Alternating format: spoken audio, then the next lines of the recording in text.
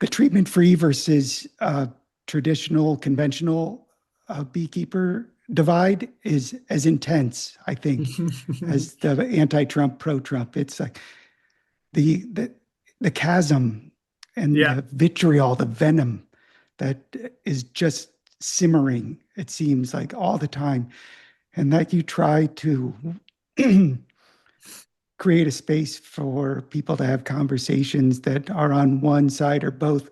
I'm on both sides of that line personally, but and that you try that and you put yourself in the crosshairs. I admire that. I don't know why you do it. I'd like to know why you do it. Yeah, it's a hard. I'm supposed to be interviewing you. That's a hard question to answer. That's a hard question to answer in a short way. Um, for me, it was, education is key. And welcome back to Bee Casting. I'm James Lee with James Lee's Bees. Today's episode is a conversation with Ramsey Wilson from Potomac River Queens, and it's one of those interviews where the backstory matters. Ramsey's a recovering attorney who found his way into beekeeping through his daughter and godson, then immediately jumped into the deep end. We're talking about starting out with a tractor trailer load of bees coming hot out of almonds and then realizing they were aggressive and likely carrying Amitraz resistant mites, then having to rebuild the operation from the ground up. From there, we get into what local queens really mean when it's not just a marketing label, and why Ramsey takes a hard stance that surprises a lot of people. This guy doesn't cage, bank, or ship queens. Instead, he's working with the two-frame introduction model from an old classic put forward by no other than Doolittle himself, because he wants customers to get a laying queen with brood, pheromones, and attendants ready to turn a colony around on day zero. We also talk breeding, overwintering, spring buildup, temperament, and Ramsey's real-world experience learning about the Harbo assay, paying attention to cap, condition, and recapping, and where tests like UBO, pin-killed, and freeze-killed brood fit in or don't fit.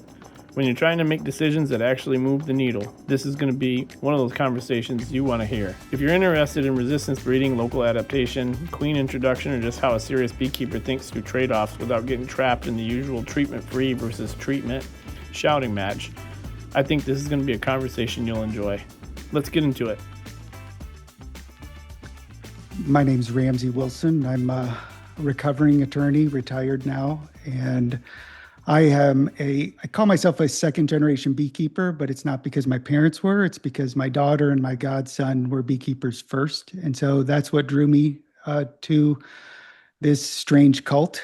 And my my wife and I'd say that over decades, what we've really found ourselves doing is trying to give young people platforms uh, to change the trajectory of their lives. And so that's really my driving force in beekeeping, is that I have a daughter and a godson who want to make full-time careers of it. And so we're trying to figure out how we can treat them like the wonderful, strong adults that they are, but give them a platform where that might actually be a good life, and that they'll be happy with, and without becoming entangled. And it's not an easy thing to walk. And so that's why I'm in beekeeping. And so I'd say that the logistical tale of how I actually came to own bees is like a cautionary tale. Don't do it. Don't do what I did. Uh, my godson Nate was a sideliner for years, since about 2017 here, but he's in his mid 30s, and he started beekeeping over 20 years ago with a commercial operator, when he was a kid, when he was a young teenager in Pennsylvania, a traditional, conventional, stationary honey producer. And then he was a sideliner, and we had conversations, and we decided we were going to help him scale. And we had a plan for scaling, and the plan didn't work out because our source was just, they didn't want to sell any colonies that year. But we were primed to go. And so we went anyway, and we found a different source, and had to go bigger. And so, I didn't start out with one or two colonies in my backyard. I started out with a tractor trailer load of bees coming out of almonds, totally worn out. I'd say we thought we did our due diligence. There were 2 trips to California, inspected the bees ourselves. Nate did, not me. He's the one who's been beekeeping over 20 years. And but when they got here, so this was this time 3 years ago, 2023. Uh, and they got here, and I don't know if the bees were swapped or if, they were just worn out. But between the time that we saw them in their prime in the almond orchards and then when they got here, but they were so clearly Africanized and Mm. so nasty mean. And so we requeened every single one of that tractor trailer load that year. They were also, Nate had developed a system that worked for him based on his experience in that commercial operation of, including the use of synthetics to treat a Varroa. And so he had basically a 2 treatment regimen with Amitraz in the summer when the supers come off, and then OA vapor in the winter.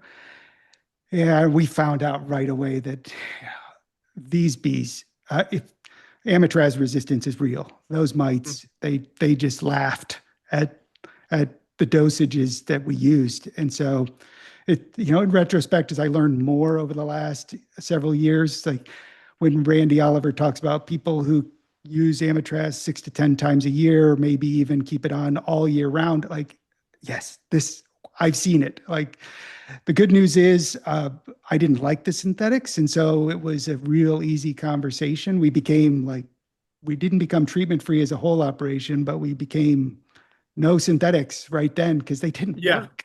So, there was no argument. There was no discussion. It was like, well, that doesn't work. And so that was the last time we used Amitraz. That's the last time we brought queens in, production queens in, was because we just had so much scale, so much need for us. I looked back and I think I bought 700, 800 queens, which was enough that a Northern California bee breeder the next winter called us looking, okay, how much are you going to buy this year? And we're like, no, we're done. Yeah, We're done with, that's a big order. You're gonna want to follow up on that kind of a sale. yeah, we were done. And because I in 23 took over queen rearing. And if I'm going to rear queens off of our local stock that's been here since 2017, then I don't do things halfway. And so if I'm going to rear them, I'm going to breed them. And if I'm going to breed them, I'm going to start with not only our local stock, I'm going to look around and read and investigate what should I inject into the operation. And so I injected breeder queens from Joe Latshaw, Carniolans, brought them in 23, required them to overwinter without treatment because he says that's how he runs his bees. And so that's the last time we brought new genetics in to our operation. So what year was that you said you brought That those? was brought them in 23, but didn't use them until 24. So Until Go ahead. you'd mentioned the local genetics that you had in 2017, Mhm. right? And so those local genetics describe or kind of define, local for you, like in terms of um like practical, not necessarily like branding, because local is a brand term that beekeepers like to use. If you look up on Facebook Marketplace, or you're talking about bees at your local club, people will promote local nukes, local queens. Like, but in terms of actual definition, what is local for you outside of that branding motif? Sure. Our bees live here year round. They do not travel. They don't go to, there are other producers in the area who go to Georgia and build up. There are others who go to California, like the Horde does, and they come back and sell nukes. They sell local nukes. And then the Georgia people sell local nukes, and a lot of people from Pennsylvania go south, and Maryland, they go south and come back up, and they've got early packages and early nukes from their local bees. And so we're stationary year round. And importantly, we're right at about the 40-degree north latitude, which if you look back in the literature, as I understand it, turn of the 20th century was about as far north as you were believed to be able to overwinter outdoors. It's like any farther north than 40 degrees, and you were going to have to probably bring them inside or move them. And and so we're not northern, we're not Michigan. And so the Right. weather, Where are you? we're mid-Atlantic Ridge and Valley. So we're in the Eastern Panhandle of West Virginia, and I've got 1 yard in Virginia, and then my daughter is in Northern Virginia in the DC area. And so we're Potomac. So my main business is Potomac River Queens because I have a family history with the Potomac River. It's really has, and it's also geographically accurate. Uh, that, but where the heart of our operation is in the upper part of the Potomac in West Virginia, between Maryland and West Virginia. In the ecoregion is the Ridge and Valley Appalachians, and so we're not quite. I'm one ridge or two ridges over from the Shenandoah Valley to the east, Mhm. but I'm not the Central Appalachians. Uh, this part of West Virginia is more like Virginia than it is like central Appalachians. We're lower elevation. I'm about 400 to 600 feet. I'm not north. I'm not Vermont. I'm not Michigan. We do not. We have cold, but we don't have cold like we've had the last 2 weeks or week.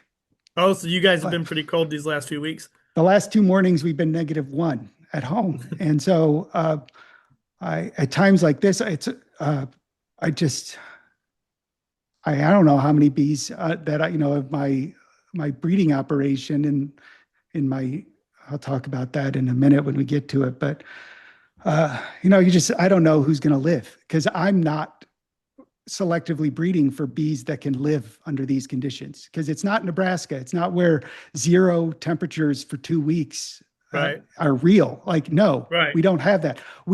If you follow the news or social media, like DC is gridlocked because, the plan is the temperature is going to get above freezing and the snow is going to melt. And our snow is not melting in this area. We're a lot like DC weather-wise and like preparation-wise. And I don't know what's going to happen to my bees, my queen breeding operation. They all that first year all overwinter in nukes. And frankly, Nate, who's my godson, like he overwinters in double deeps, and that's what he's done since he started because that's how he learned it. And so I'm the one experimenting with nuke setups, like how big do they have to be, what shape Right. should they be, and I'm on my third winter of doing that, and I don't know what's going to happen, like because I don't wrap them, I don't huddle them together. I Yeah, like the weather's throwing you a the, curveball the too. hardest part of our winter is is later this month, February, when it goes warm, cold. And then you've got all of the, chalk brood problems. And it's like what colonies can hold off, cannot build up too soon, but then Hmm. really explode when spring is really here. Like Hmm. it's not deep cold of January that's our problem. Like that's not what we're breeding for. We're breeding for the, you know, I grew up in Michigan, so I know there's really no such thing as spring. And so I, I we have a real spring that yo-yos back and forth, and you've got to have bees that can survive that, can thrive under those conditions, and not these conditions. Yeah, southern Michigan spring quite literally goes from zero to summer most times, which is frustrating if you're a gardener. Uh, he, it's kind of hard to get going on the early cold crops. That's always frustrating because those are some of my favorite things to grow. The bok choy and beets and spinach and some of the more frail greens that can't handle the sun. But it is what it is. I like it here So so far. yeah, yeah, um, I chose to move away from Michigan long ago, Yeah. in So 1995. Yeah, that's a long time ago. I was in high school, man. Might have been a junior. I can't remember. So, you kind of described the problem you were trying to solve a little bit with Queens and Potomac River Queens. Your um, issue that you were focused on was addressing, the need for a localized stock or something that has dependability based on what you've seen in the queens that you had already had some experience with, right? So, that local weather dynamic playing a role obviously is something we're all going to be, we're all adjusting to this because the weather is tumultuous and inconsistent at times. And actually, for the last 2, 3 years, I think we've had, well, at least the last 2 years, we've had good solid cold through January and February. But the previous years, we've had some pretty warm winters and not as much snow or moisture. So it's definitely been a challenge in that regard because your survival rates are higher when the weather is warmer. There's less of a challenge for the bees, and so we adapt, putting foam boards or pushing them together. Some of my highest losses that I've had so far came when I didn't push them together. So, um, which was interesting, could be completely anecdotal, but it was all in one yard, so it was specifically related to at least that one particular yard. But I also am curious about your queens and some of the promotion around your queens. You do advertise in a sense that you don't, and correct me if I'm wrong, cage or bank or ship them. So tell us a little bit about. I mean, your site's pretty clear. It's blunt. You don't cage, bank, or ship them. What's the core biological argument there for you? That is a decision that came out of the fact that we're local. We are local. Our bees don't go anywhere. They don't, they don't migrate south for the winter or to California for the almonds. And uh, we are focused, Nate is a stationary honey producer. And Ray, my daughter, is a stationary concierge beekeeper. This is where we are. And so I'm not seeking to develop a genetic line that's good anywhere else other than here, within an Hmm. hour of here. And so uh, if I'm doing that, I'm not gonna ship, I'm not gonna cage and ship a queen to anyone. Like, what's the point? I'm not, I don't think I'm gonna have the right product for them.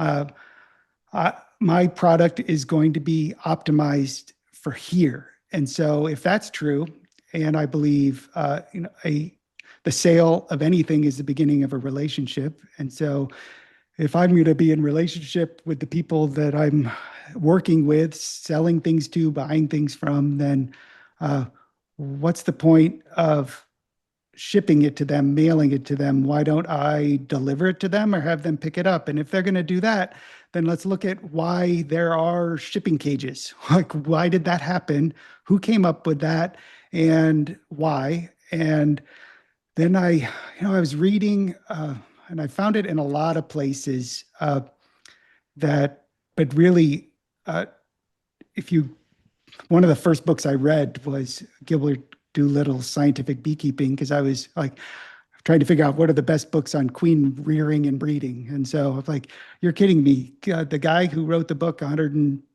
what the first edition was before 1901, but so 130 years ago ish, like everybody's still doing grafting like he came up with. Like, I couldn't believe it. And so I got that book and I was reading and reading and I was looking, and he has queen introduction discussion in there, and his favorite way to introduce queens is to use two frames and to just dequeen a colony, if she's still in there, and then pull out the center of the brood nest, and then plop another two frames in there from another colony with the queen inside, and he doesn't Uncaged uncaged, and with her workers. Yeah. Hmm. he does, yeah, with her brood, Yep. with her pheromones all over the comb and all over her, and her brood pheromone, and her daughters everywhere. and just put it right in the middle of a double deep.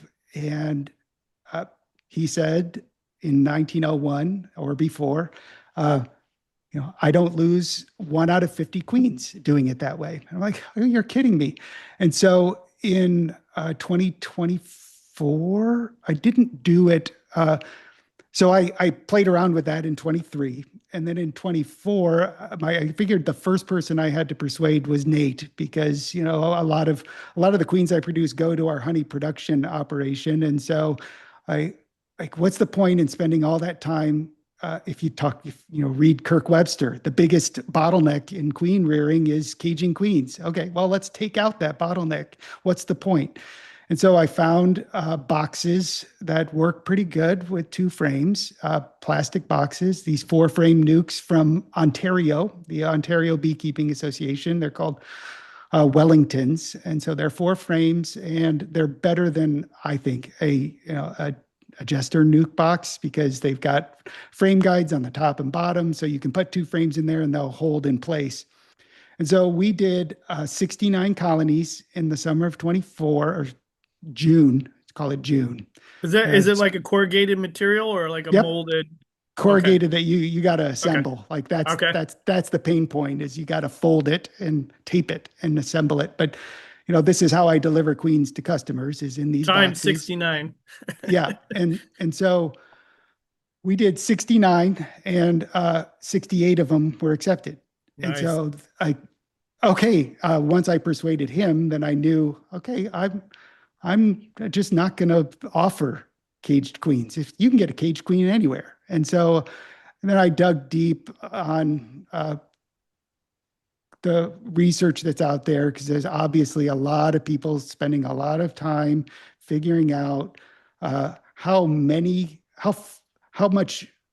hard can I make it on a queen in a shipping situation, and how hard can I make it? How long can I bank her and before it doesn't work anymore? Right. And and that you go back to Brother Adam, and he says, if it's inevitable that if you cage a queen, she's gonna be negatively affected. She's gonna be hurt in some way. Like, it's it may not be visible, it may not be like a leg injury, but it inhibits her. Just the simple fact of caging. And so Brother Adam was another one that I saw early on, in addition to Doolittle, who would take a queen, and so Doolittle's process was just within a yard. And so that's the extension that I don't have the lifetime of experience that he had, obviously. But I also, that experiment that we ran in 24 of 68 out of 69 success was between yards. And so when Doolittle's doing it, he's just carrying 2 frames from one end of the yard to the other. And so it's an additional question of how successful is it if you're going to put it in your own car, or adding a customer is another layer of doubt, or another variable, because it's a different beekeeper with different beekeeping practices. And so it's been a couple of years of talking to customers about their experiences and trying to do this at home, going to their houses and installing for them and talking it through. And I lost my train of thought. Operationally, going to customers, education. I don't even remember what your question was. Well, we were talking about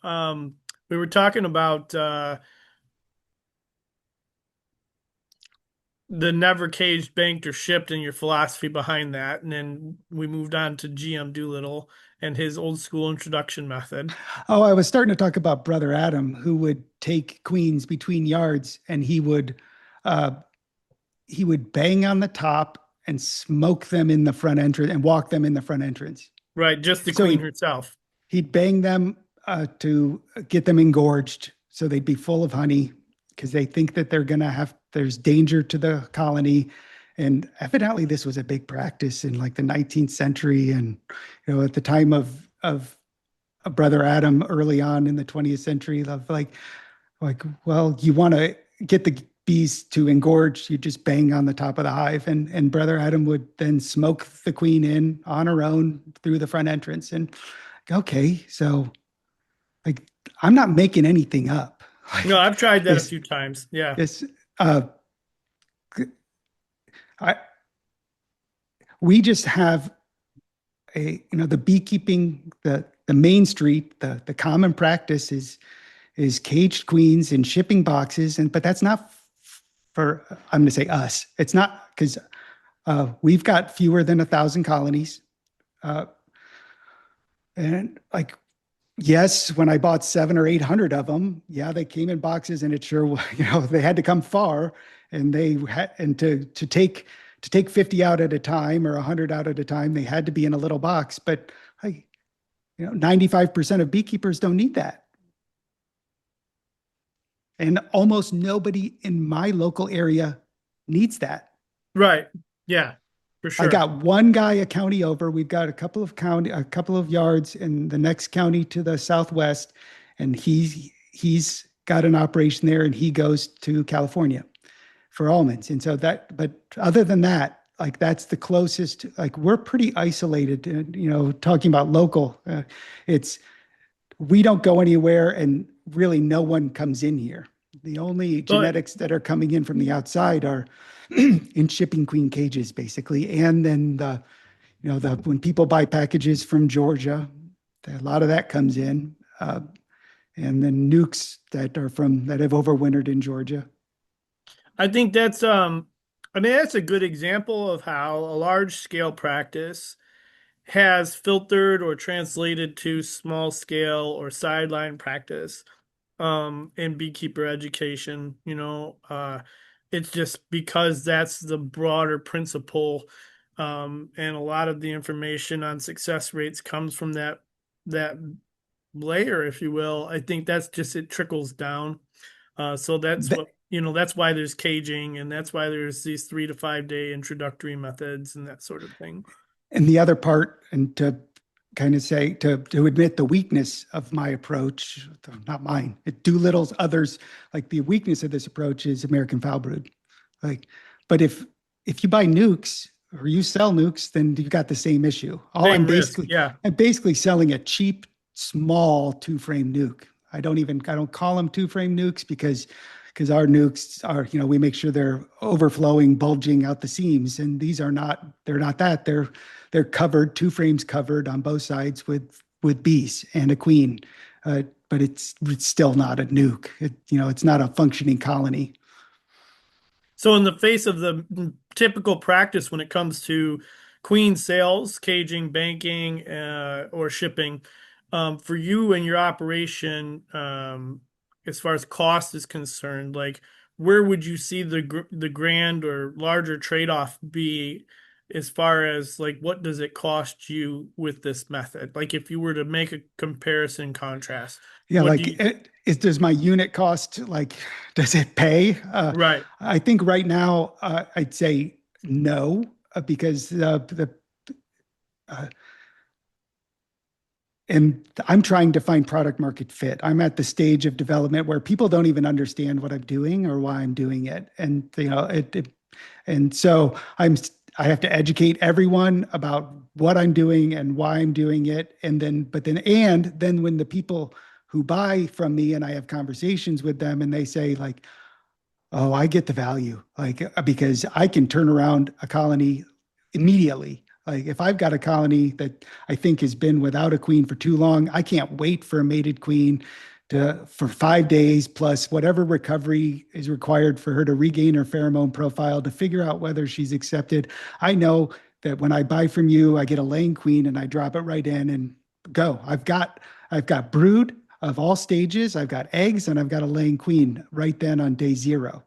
And so I know the value is what they tell me, but like it's a very small number of my addressable market is small because I'm local and and because of the way that I think people are understanding is I understand the current state of the science of like Varroa resistance is a population level thing. And so and that's why when you move bees out of their population, which includes their management practices and their environment, they don't work right away. And so I'm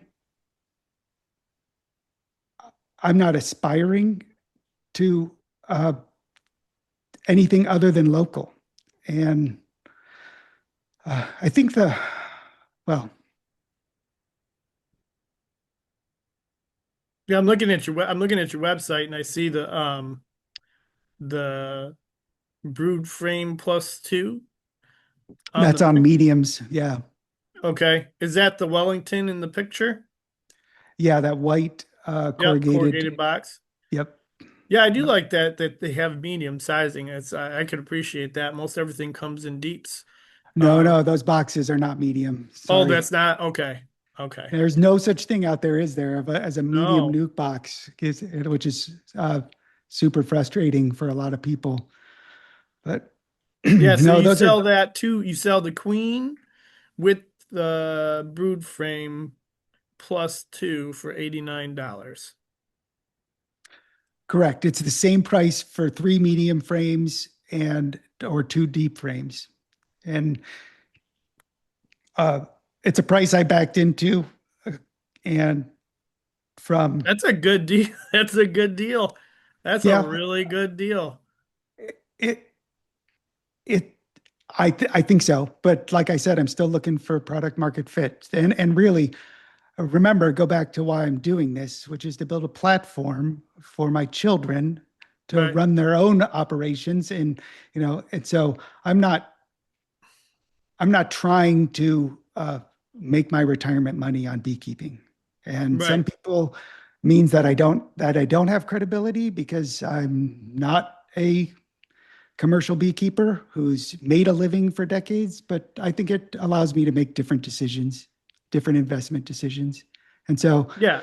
I've already Yeah, your thought level of about investment is definitely different for sure. And is you can afford to cut corners in certain areas that suit your market need and brand. yeah, I've thought about I know that price point there's real value for it, especially if you get it before around here, if you get it by Labor Day, Memorial Day, that thing can overwinter. That two frames, you could just put it on its own, probably feed it for a while, but you catch the end of the main flow in the spring and get it built up before we hit summer, and you're going to be in a position. It's not going to be a double deep colony by fall, but it's going to be in a position to overwinter as a single. So if a small scale person like wanted to do or replicate the principles you're employing, queens introduced as laying queens within a cohesive unit, what would the bare minimum, like the bare minimum viable version of that be based on your current experience so far?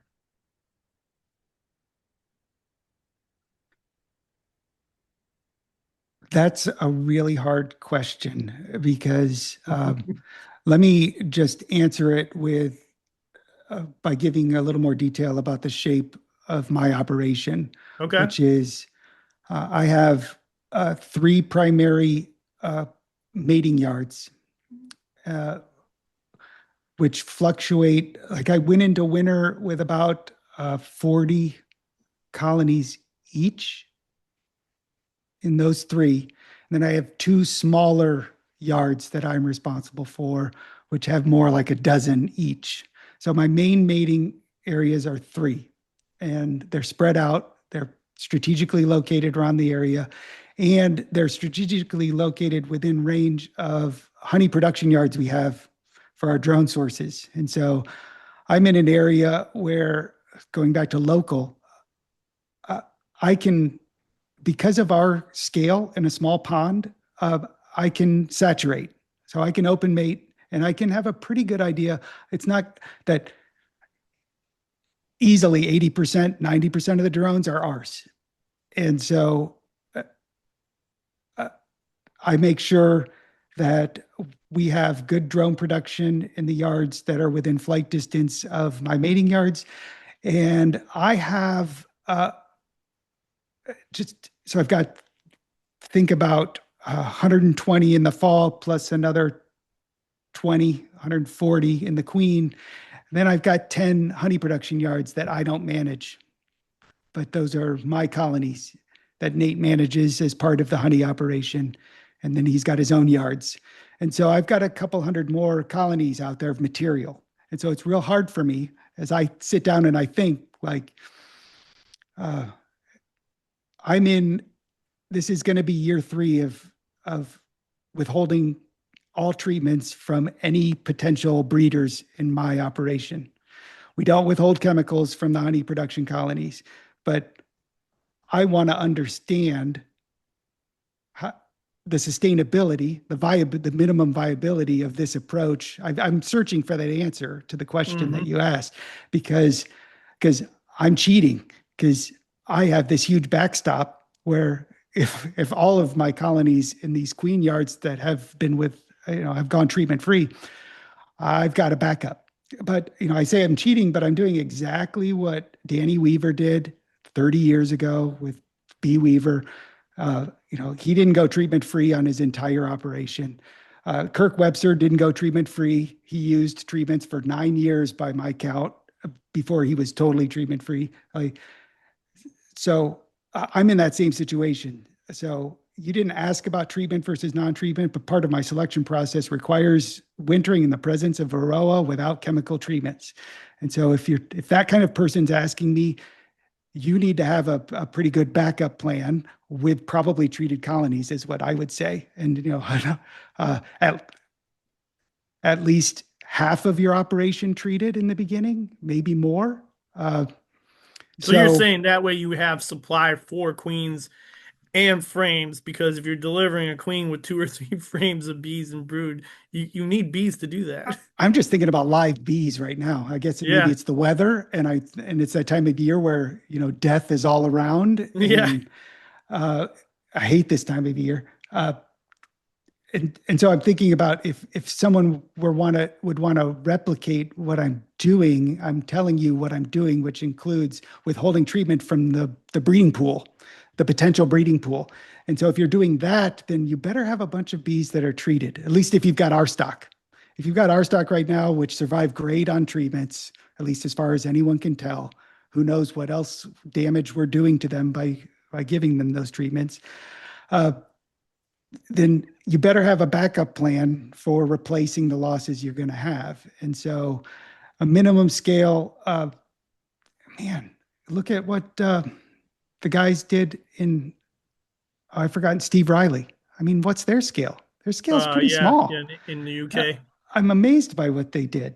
Hmm. And so they've basically, I mean, Randy Oliver says you need what? You need 30 some breeders every year to maintain genetic diversity, and you probably need I think he says 1,000 colonies. Like, Yeah, no, he I always says mean, that. I, uh, I don't have 1,000 colonies. Uh, I have about 120 to 150 at any, never really more than that, except when nukes come in. The splits are made first thing in April. I probably have more than that in my yards just because that's where we're doing most mating. But, and then I've got a couple hundred backups.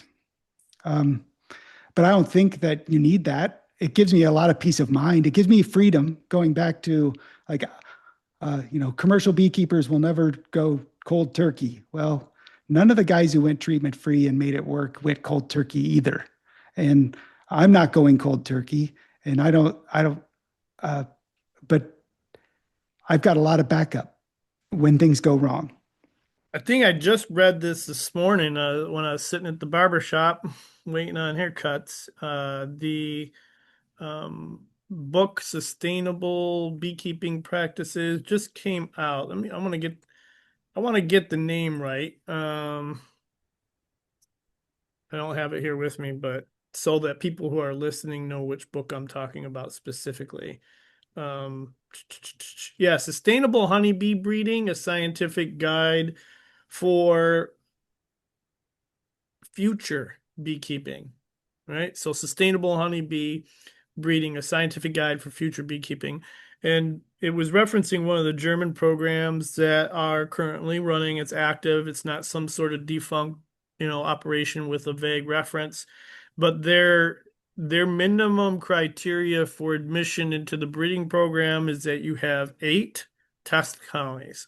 So you could have 100, but their minimum is that you have at least 8 test colonies that you can run these verification methods on. I won't belabor the point here, and I've given this in previous presentations last year at the Midwest Honeybee Expo as well, that most of the research when it comes to mating and breeding, there's a bare minimum 20 to 30 colonies. So I would earnestly contend the 1,000 colony aspect. You don't need a Page Laidlaw closed breeding system to effectively raise good stock or even test for resistance, but you're only improving your odds with, more saturation. It's not like it's going to negatively impact your diversity or um, additive trait components in the alleles in the broader population, but you don't need 1,000 to start this journey, if you will. But I digress. Totally agree. So, the breeder filters that you're kind of using, and for me,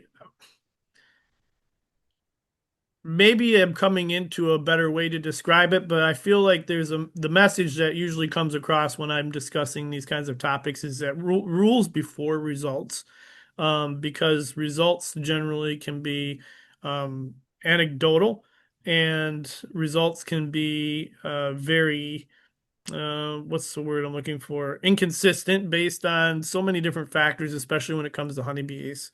Their mating processes, the polyandrous nature of that, the beekeeper's role. Somebody had told me, I can't remember who I was conversing with, but they said we need beekeeper proof bees, and I would agree with that, right? That there's a big problem with honeybees is beekeeper related. Not all of their problems, but a good majority of them. Uh, we definitely play a big role in that. But as far as your breeder filters are concerned, what are those rules before results when it comes to local adaptation, productivity, gentleness, hygiene, that sort of thing. So, kind of talk a little bit about your breeder queen selection rules as if it were maybe a checklist or some sort of hierarchical order. Uh, so this is the second winter, only the second winter that I've withheld all treatment. The 2 winters ago, 23, 20, November 23 is the last time I did one OA vapor treatment in any of my queen breeding yards. And that I haven't done any since. And uh, they must win.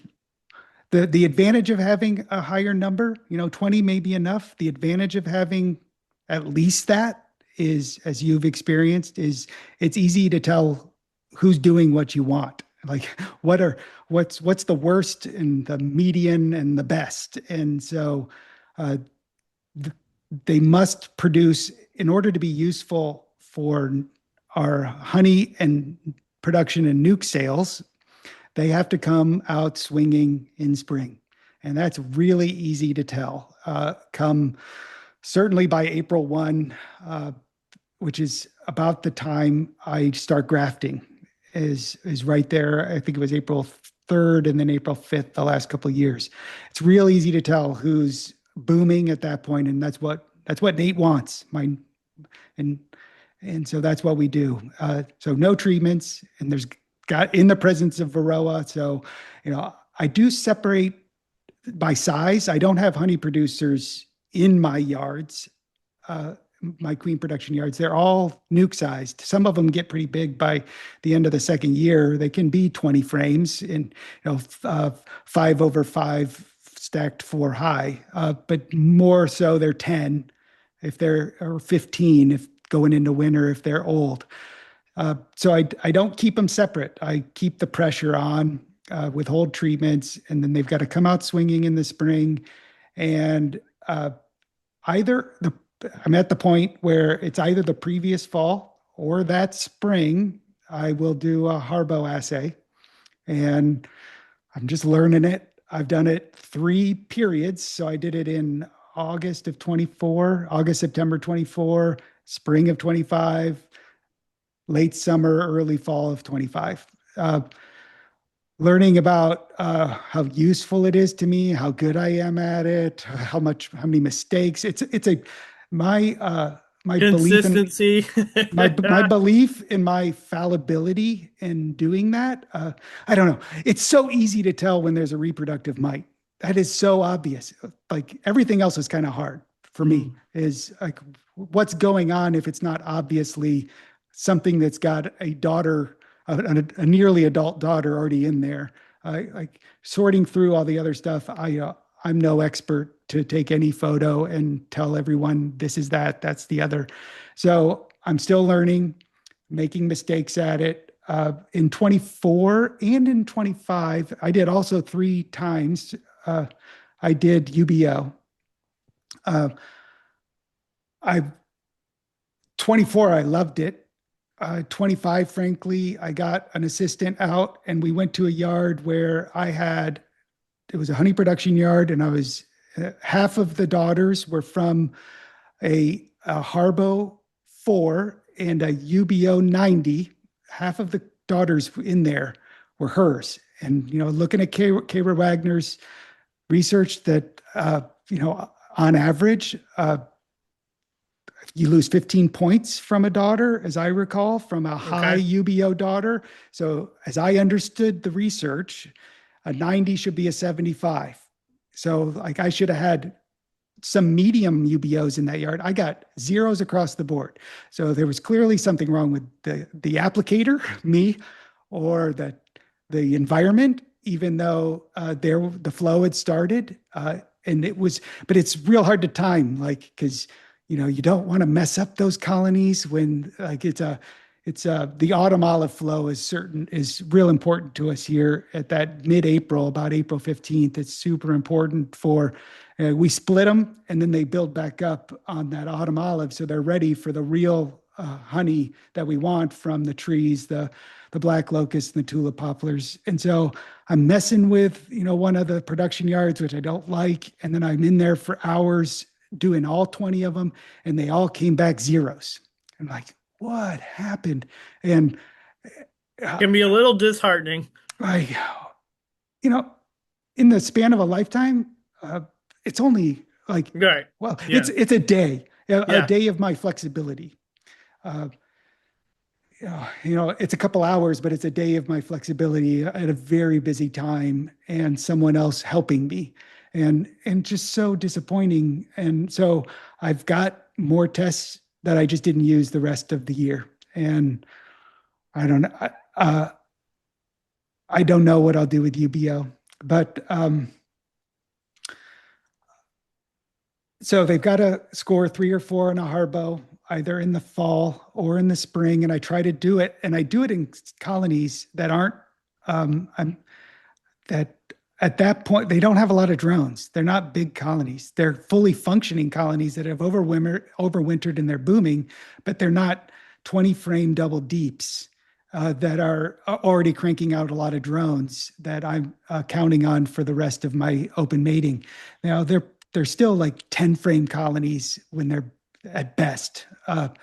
So uh, I think it's an okay time to do those harbos in the spring. I'm going to try it again in 26. I'm almost certain when I find some time, when I make some time. And, and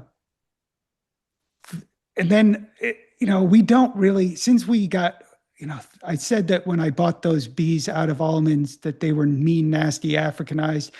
Uh, it's super, any kind of lack of gentleness, any defensiveness really stands out. And we don't have very much of that. So they get called, like she gets called, she's out of the program.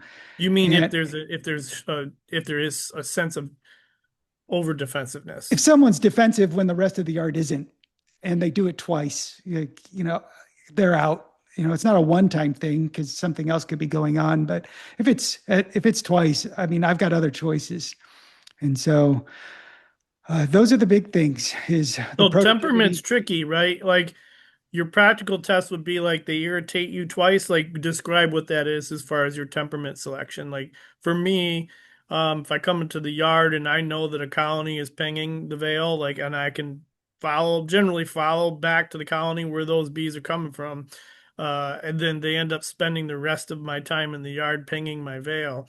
That to me is like, okay, one strike against you. I come weeks and they're still doing it. I feel like there's been sufficient time for not only the environment to change, but that they haven't been irritated by my presence or inspection.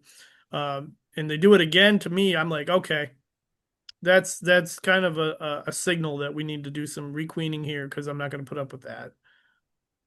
So Yeah, for you, like, what does that look it, like? Are they stinging you? Are they just floating around?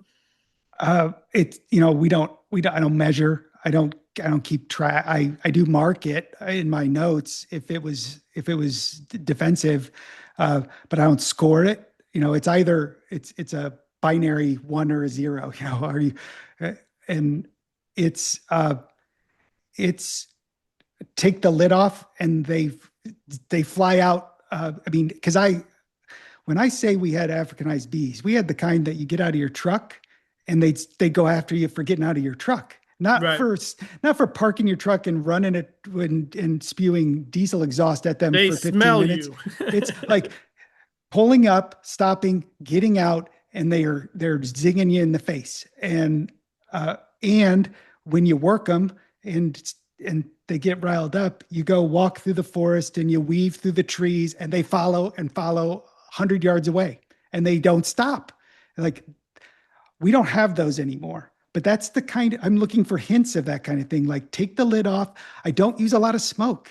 I really don't have to. These aren't big. These Nate in the honey production operation, he loves going to yards and taking a lid off and having bees spill out like a fountain. I that's not me. I hate it. I like working with the little ones. I hate it. I don't hate it. I understand why he loves colonies like that, and those are the productive ones. But I like to take off the lid and not use smoke. And if I have to smoke them away from me, like they're on my watch list Yeah, there's because your measurement. Right. I most need of to my smoke them to stock get them I out. don't even need to smoke. I'm not so I don't have a mentor or a experience with going low or no protective gear. So that's not, I'm not Randy Oliver going shirtless and testing them that way. Maybe someday, but decades from now. But uh, it's just, I want bees that just sit there and look at me. And actually that actually comes to some people care about raciness on the frames. Yeah. I actually don't. I don't care.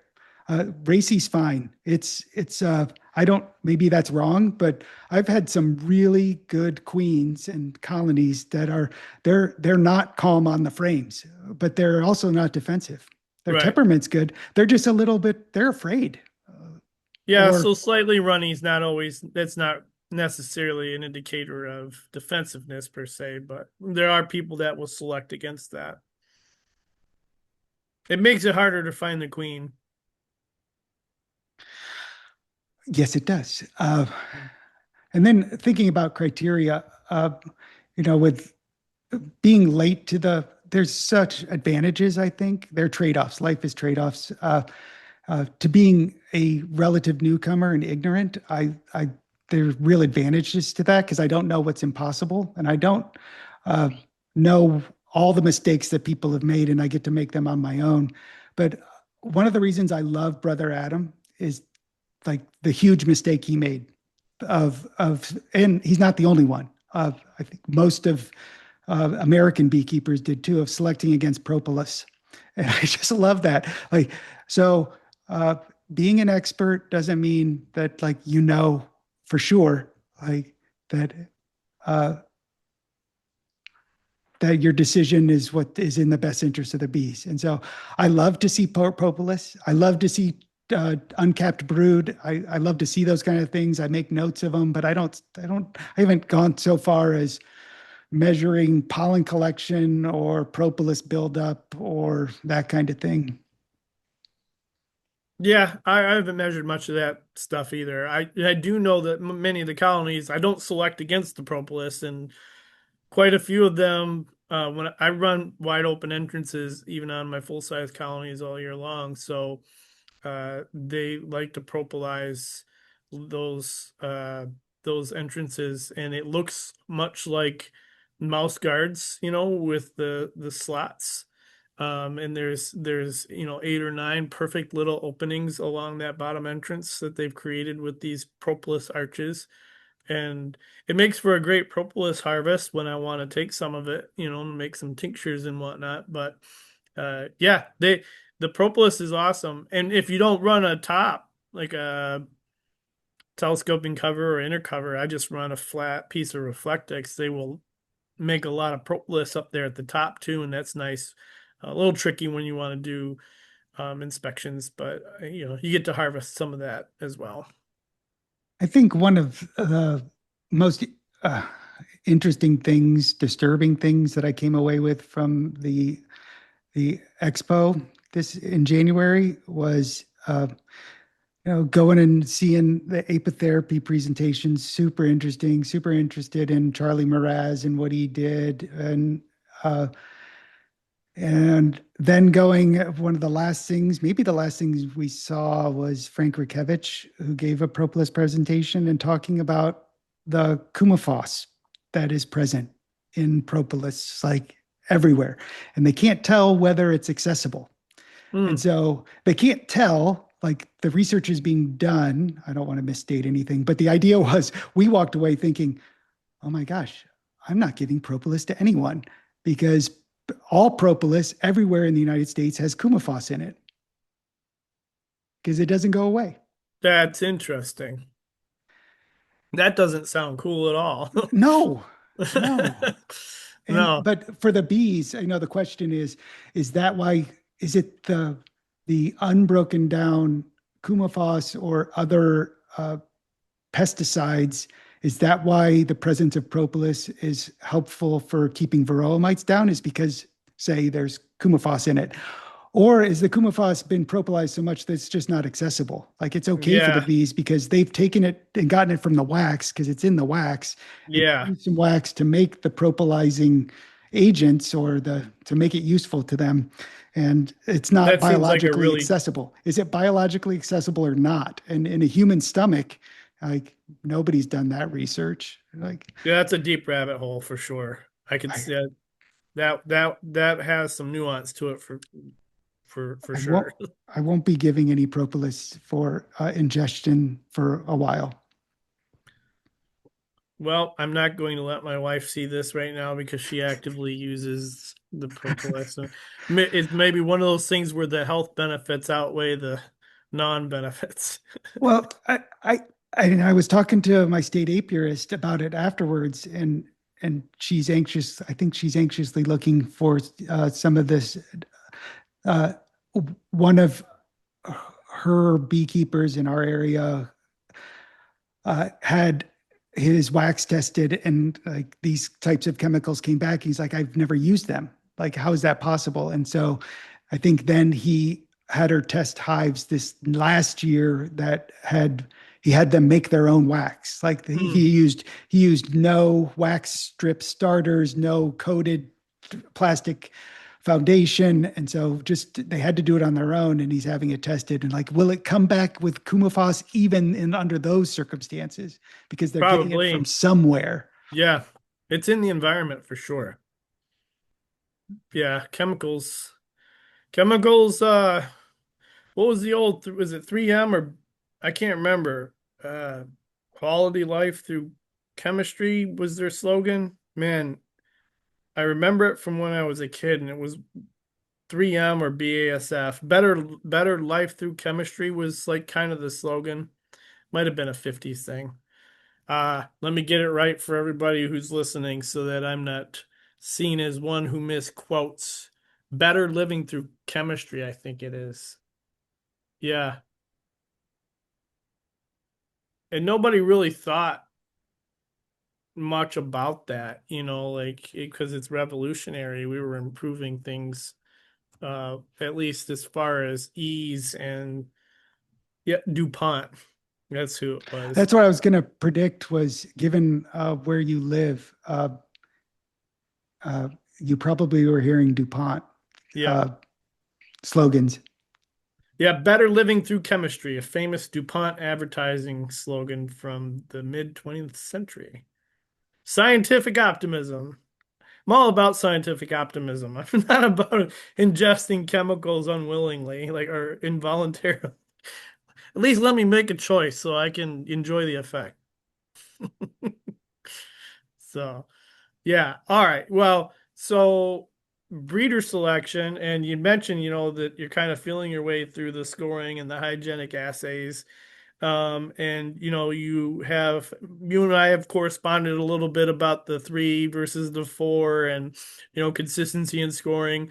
Uh, you know, so for now, as far as the bar for you when it comes to selection using the Harbo, your you've set your ceiling at a three or a four, or your line at a three or a four, Yeah, the um, floor. Yeah. as something you would say, I'm going to move forward with breeding decisions that involve this colony and her daughters.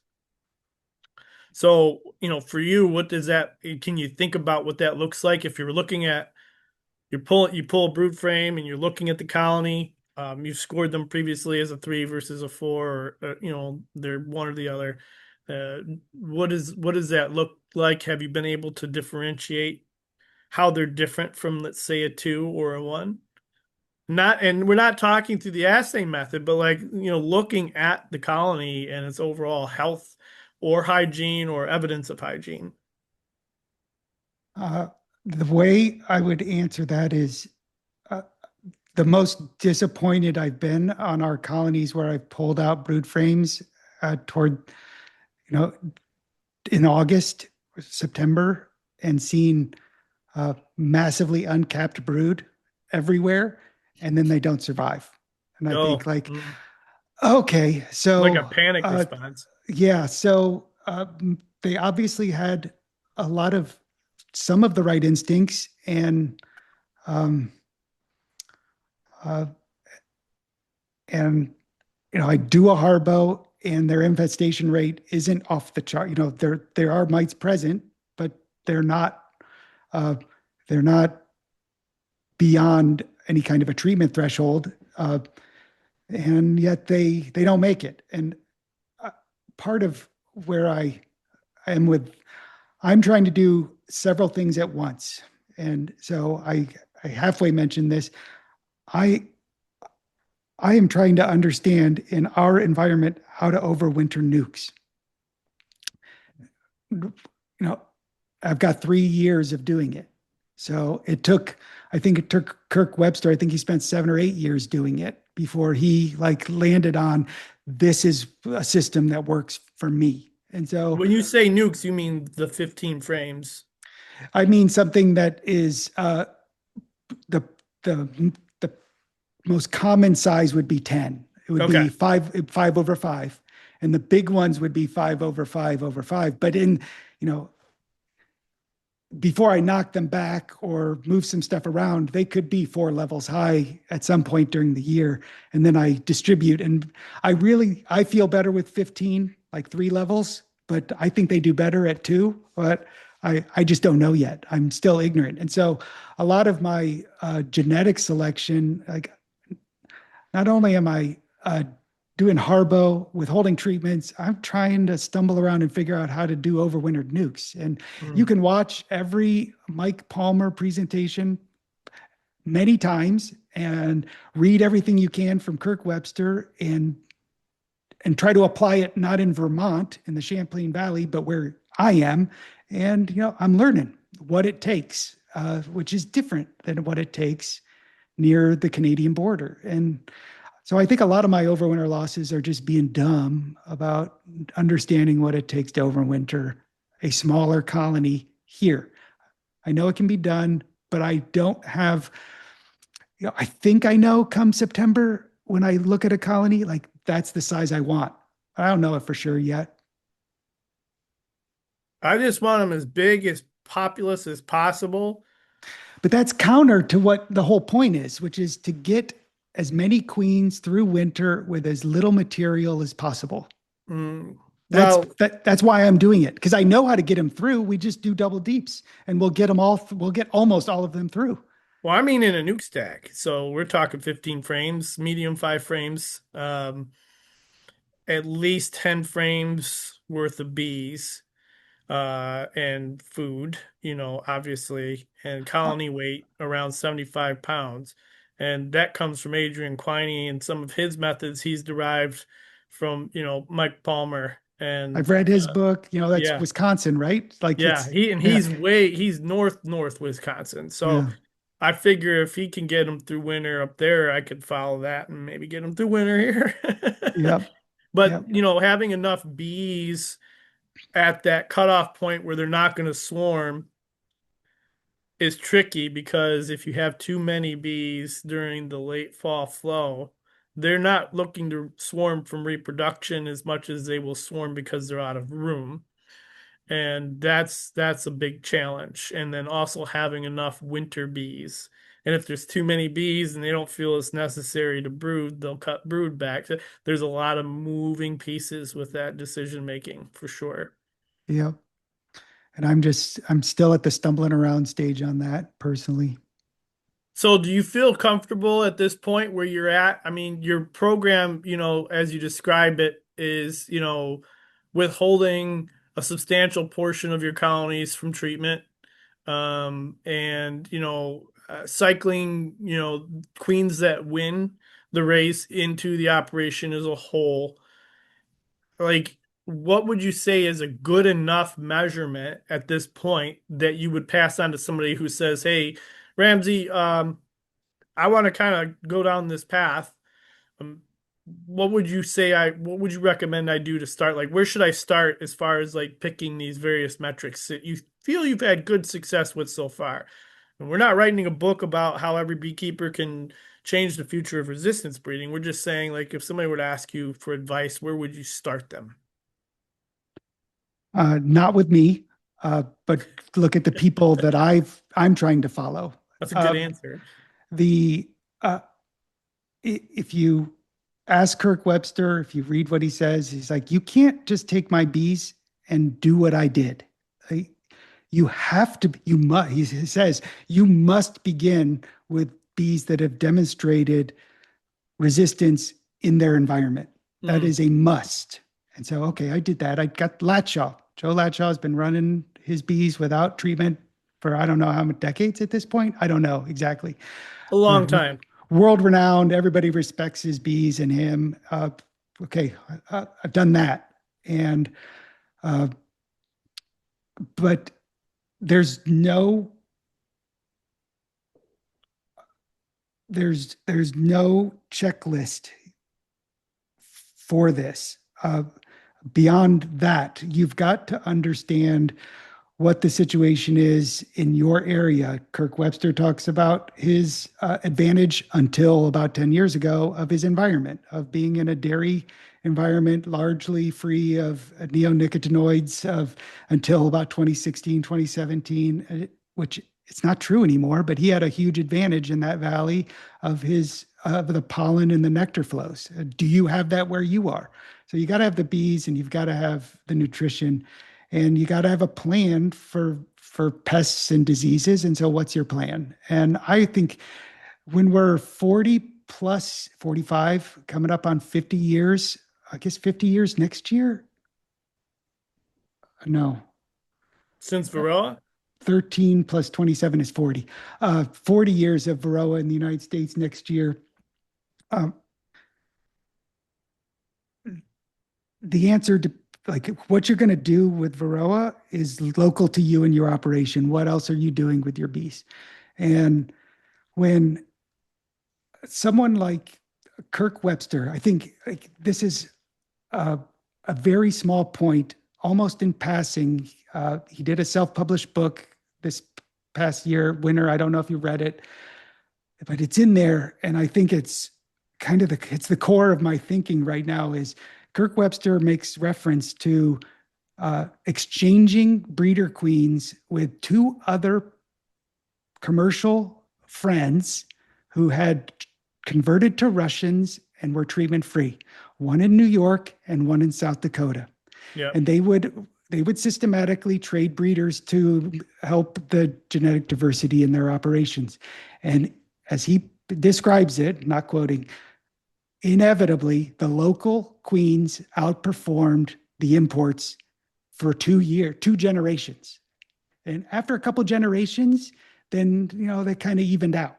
But if Kirk Webster's Russian bees aren't premier when moved to New York, like then everybody's got to like have expectations to another commercial operator with experience running Russians with his own breeding program, like probably very similar operating for honey production or whatever, but certainly the same race of bees in also northern. And so, when Kirk talks about, developing a northern apiary, and you've got the Northern Queen Initiative, and I look at that story about how South Dakota and New York Russians, they just don't perform for a couple generations in Vermont, like, and vice versa. It's not that his bees are better than theirs. It's that the environment matters so much. The Right. the management and the environment somehow, whatever's going on, and so whoever's starting in this, you got to know that you can't take Kirk Webster's bees from Vermont to New York, and however armor plate they are in Vermont, expect to be a little disappointed when you get them to New York. Like, holy cow! Like, and then I also, There's going to be some differences. uh, and then you can, everyone's, I'm not trying to convert anyone to treatment free or not, but I look at uh, the people who are running uh, stock without treatments are the people who gave up treatments. And the,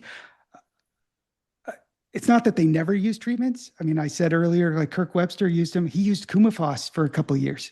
He used Apistan for, as far as I can tell, at least 5, maybe 7 years. I mean, from 94 to 2002, he used chemicals because everybody said, all your bees will die if you don't.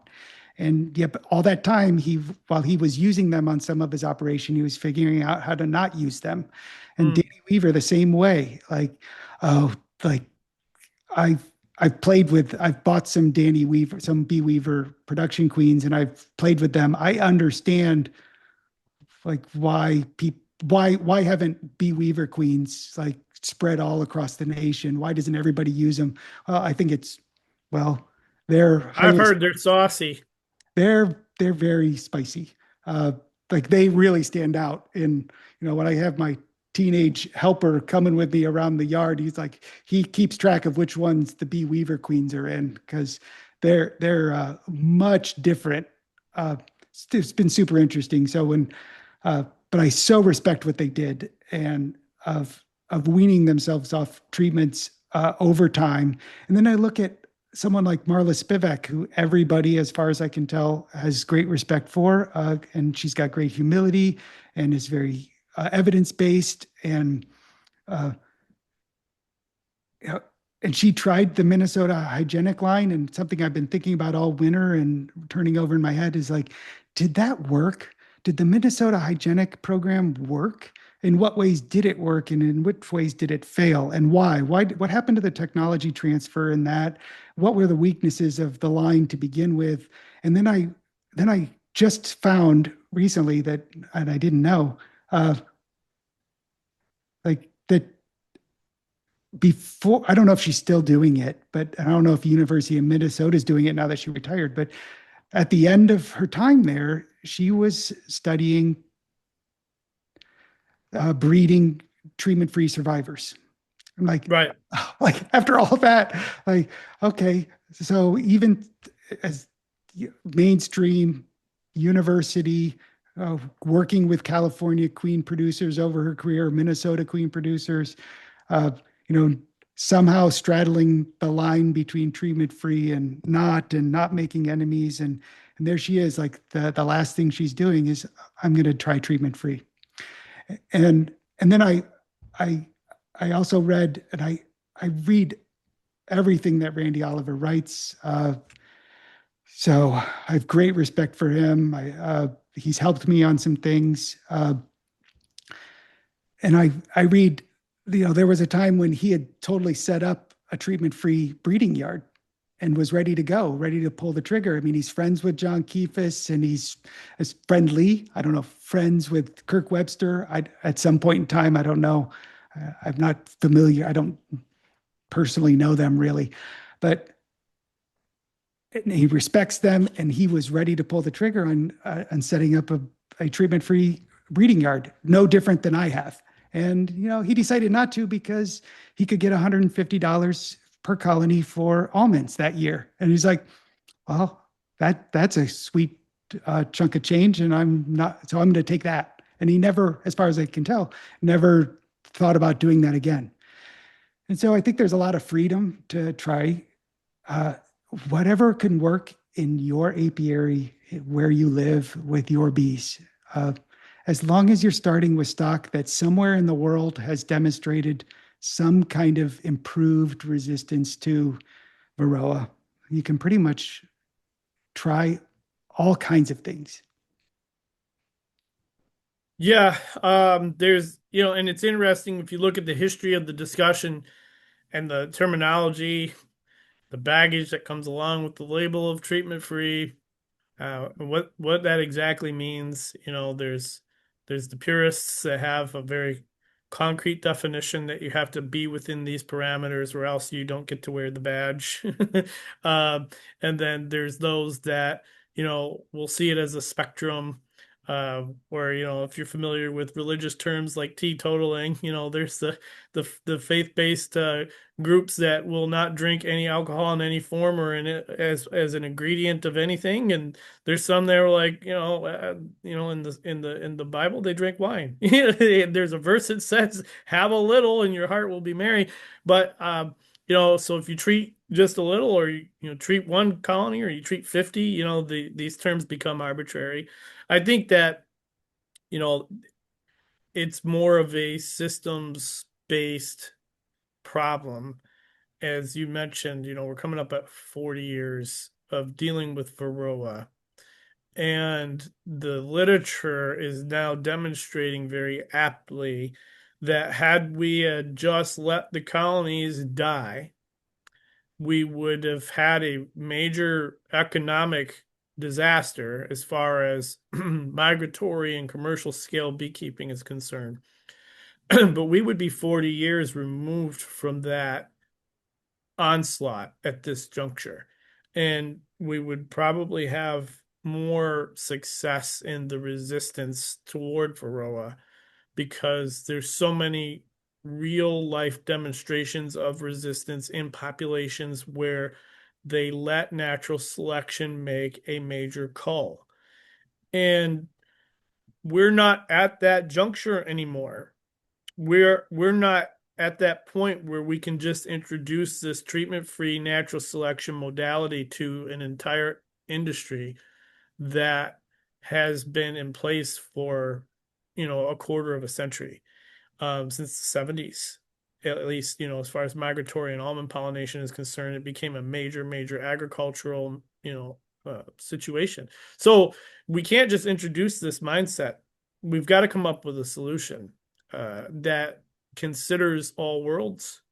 And it can't be binary anymore if the solution is going to impact the honeybee industry. I'm not going to toot my own horn here, but I like the idea of sustainable beekeeping requiring the bees to be their own, like the main and primary participant in the process. So, and without them, there is no debate.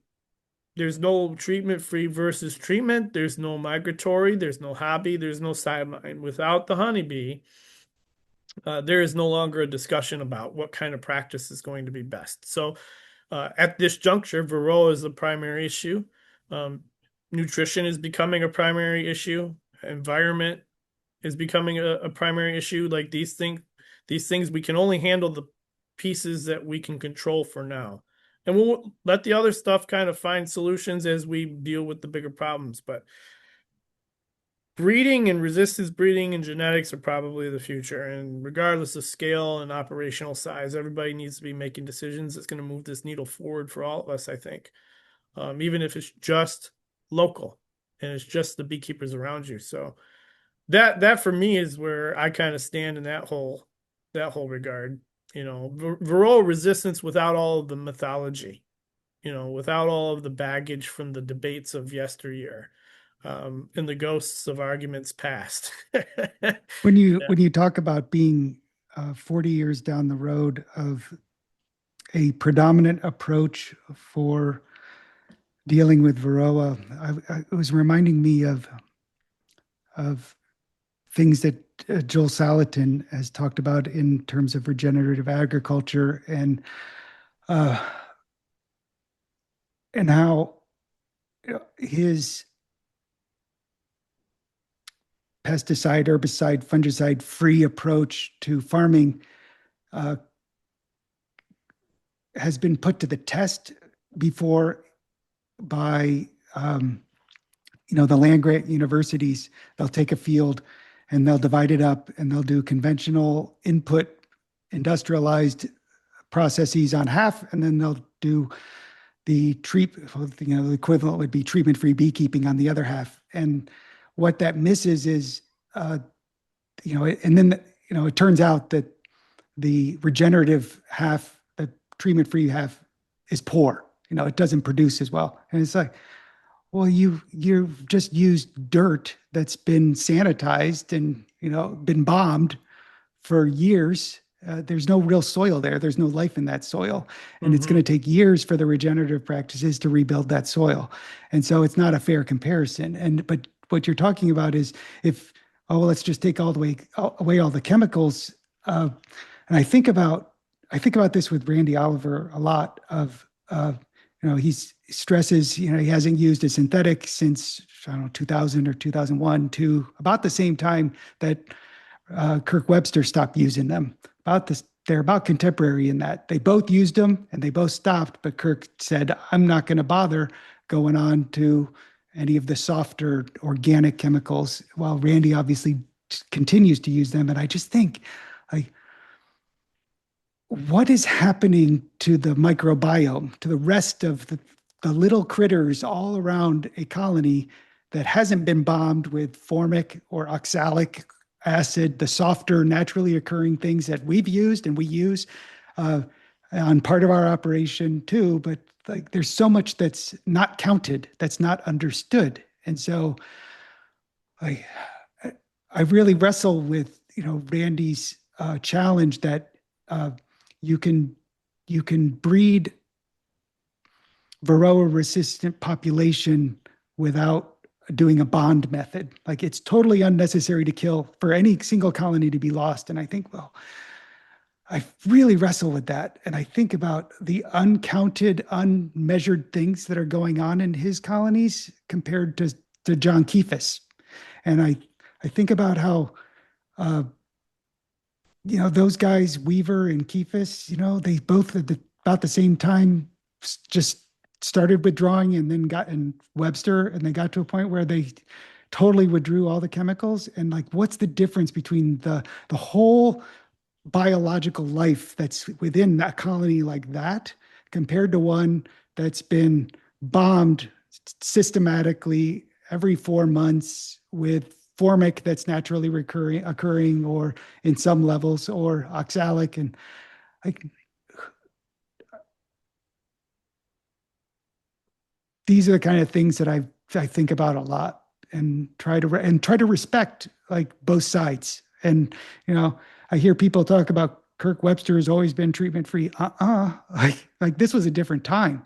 And like, even his big mentor, Brother Adam, who was world renowned for not treating and breeding tracheomite resistant population, but at the same time in 1991, Brother Adam was saying, well, with Varroa, when it gets to the UK, we'll have no choice but to treat. Otherwise, everything's going to die. Like, this is. I wasn't involved, but I can read what people thought back then, and I can have a lot of empathy and sympathy to that. It's like it's not just going to put us out of business. And it took time for people to understand that uh, some small percentage is going to survive. And it's like, how do we find them and what do we do about and how do we move toward to all of them surviving without chemical intervention? It's a it's a super interesting problem. And as someone who's from outside, I grew up in an agricultural family and an entrepreneurial family, but I'm outside agriculture. I'm not in a beekeeping family, but I can appreciate a lot of the business problems, and the commercial problems. And then I look at like how the tech transfer problems that the USDA lab has had with VSH bees. How long have they had Baton Rouge bees without treatments? Forever at this point, but they can't seem to really transfer the technology at scale. It's had so many false starts and face plants, and same with really what happened with the Minnesota hygienic bees, as far as I can tell. Like, did it work? Did it not? What happened? Why were there so many problems with the tech transfer? And uh, so I think about innovation and how hard it is to to transfer innovation. And uh, and if you just go to something as simple like the Weaver family, I Right. know you're familiar with them. How did that work? It worked because they had, at that point, let's see, they split the business in 1994, I think, but it had been Hmm. around for about 70 years at that point, I think, that they just broke the business in half and said, okay, you We're want to going go this way and you go that way. we love each other, we're family, and we don't want to fight over this, but we think this is the way forward, and you keep doing that. And the funny thing is the part of the R Weaver, the Roy Weaver part that didn't go treatment free, is like that was the guy who was tight with Brother Adam. Like, and so who and Brother Adam is Kirk Webster's like most important, one of his most important mentors, as he describes it. And so there's so much to learn from people who are treating and not treating. And it's so and it's kind of back to where we started. I'm so glad that someone out there like you and the people you're working with are trying to create space for uh, something beyond tropes and venom and just good-willed disagreement and searching for an answer and realizing that everybody's answer is going to be different. As much Yeah. as as much as Kirk Webster will tell you it's way past time, Randy Oliver, to be breeding for a Varroa resident bee, like uh, he'll tell you like you can't.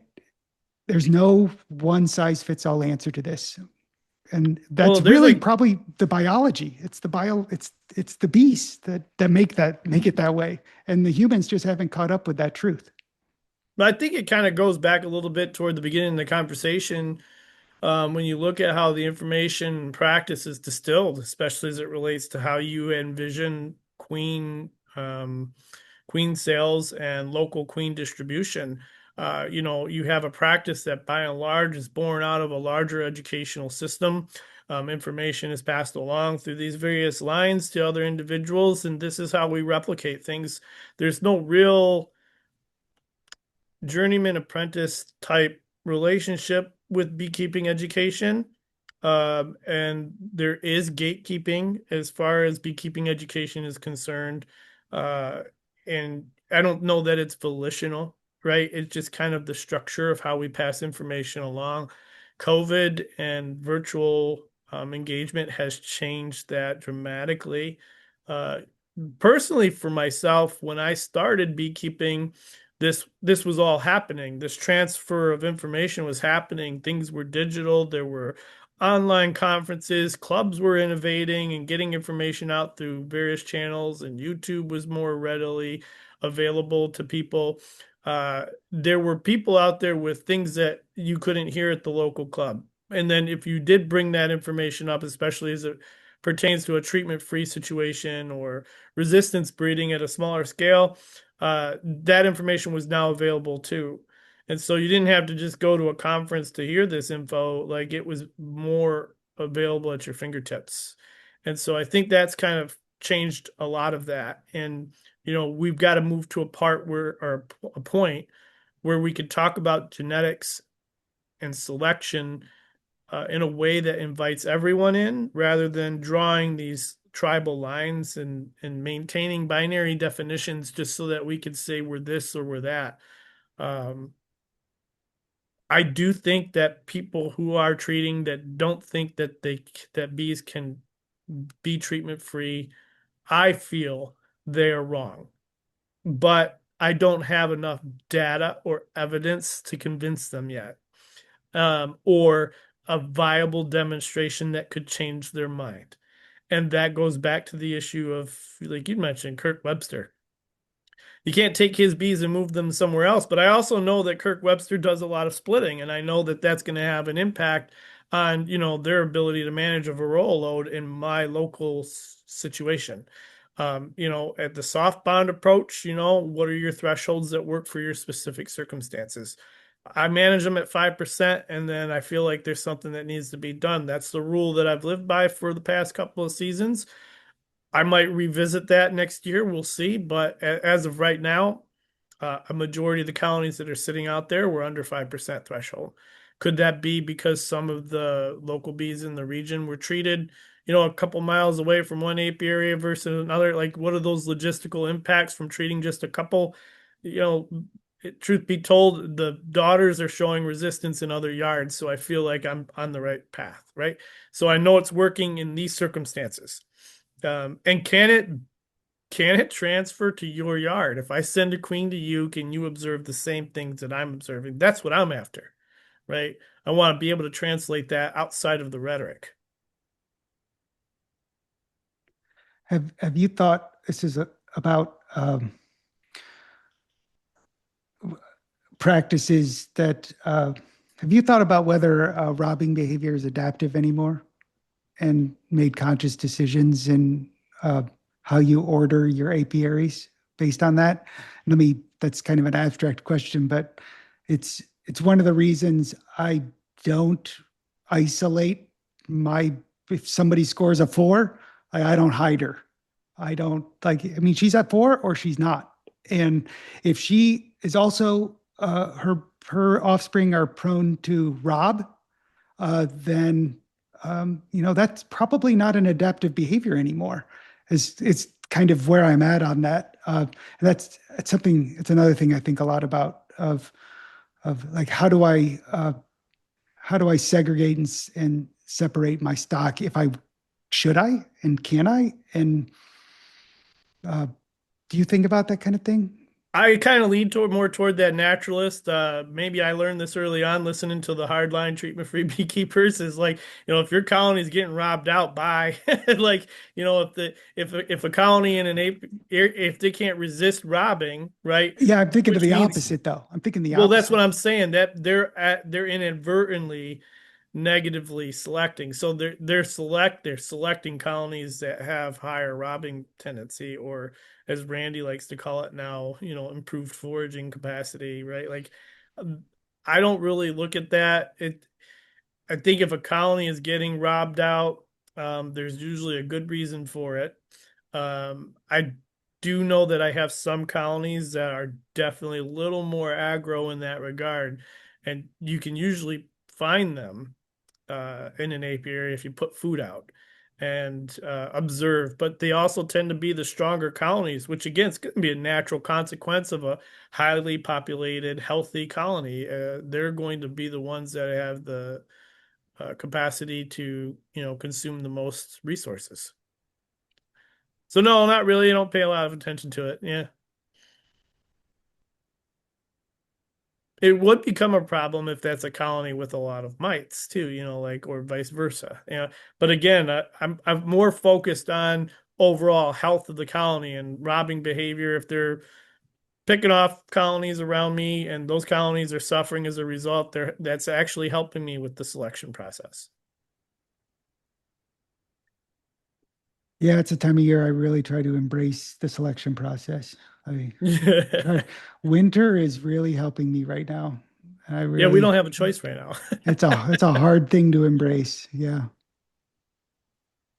Well, what would you say, for you right now, moving forward, as you're looking at the next season for 2026? What are some high points for you that you're looking forward to as far as corners you'd like to turn? And where would you like to be at the end of the year? So in 24, I did about, I think it was 14 Harbo assays. And in 25, I did 40. And I want to, I'd like to do it. I'll say I probably should choose a number, but that kind of growth, which is like five times, from 15 to 75 is five times. I'd like, oh, I guess I went to 40 three times. Oh, bad math. I was thinking I would like to go to 80 is why I was thinking about, 80 assays? yeah, uh, it's, it's not, when it's not easy, No. to, to, to find that time, to make that time, but nothing worth doing is. And part of what it's not easy is I enjoy doing it. So it's not that I don't get bored. As a matter of fact, I think I told you, and I shared some things. I really, the last half a dozen that I did of the 40 last year, I I was uncapping so I could see the underside of the cap. I wasn't just looking inside the cell contents. I wanted to see the cap condition.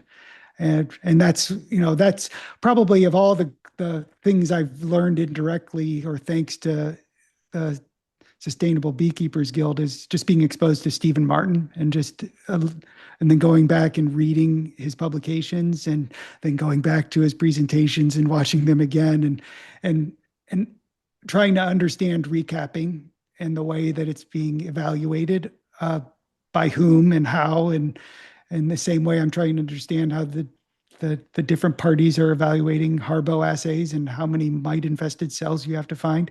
But I think it's going to be real hard to do 80 without help.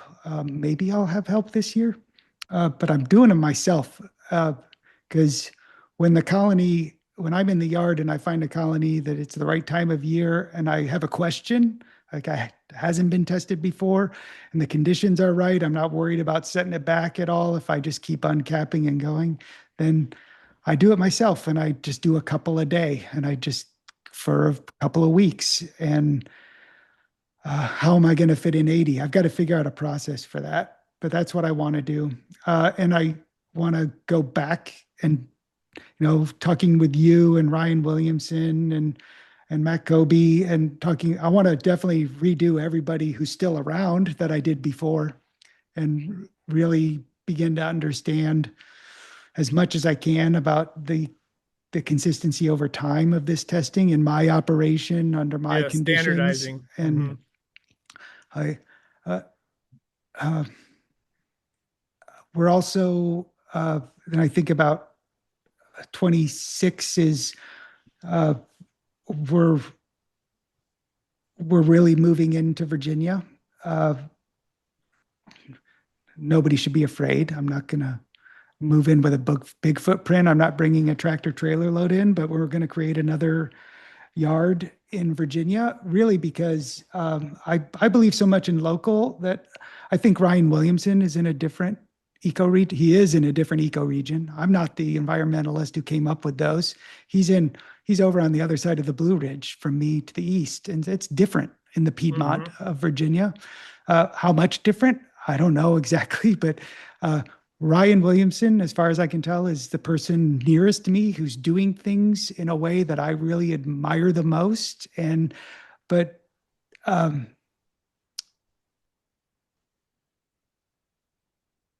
I think our bees are probably different, even though we're so close. Uh, I think we have different environments, and so I'm not moving in near him, but I'm moving into that eco region this year, Hmm. which is a different thing. And So you're making more More hurdles for your learning process. Yep.